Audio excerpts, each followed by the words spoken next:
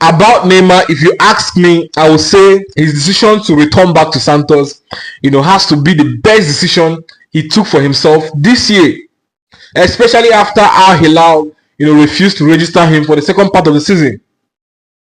His decision to return back to Santos, has to be one of the best decisions he took for himself after returning back from his, second injury.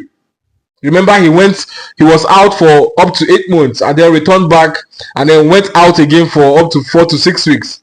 And after that injury, Al Hilal refused to register him for the second part of the season. And he decided to return back to Santos. And if you ask me, it has paid off just in a short period of time. Gradually paying off.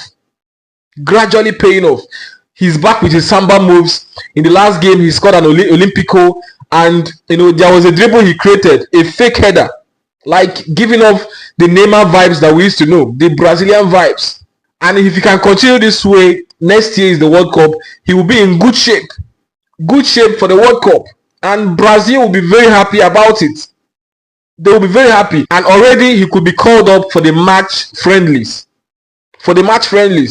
Just how many weeks, of returning back to Santos and rediscovering his form. He has not scored an Olympico in his career, and he scored one in the last match. And that's great news for Brazil. Great news for Brazil. If he can stay injury free with a lot of talent embedded inside of Neymar, he is going to be a force to reckon with in that World Cup. The only thing Brazil needs to do is just to put the right players, around him. Put the right players, the necessary players around him. Just the way Argentina did for Lionel Messi. Put players that will play for Neymar. Put players that will bring out their hearts to play for Neymar, that sees Neymar as the head of the team. And you will see Brazil flying high in the World Cup 2026.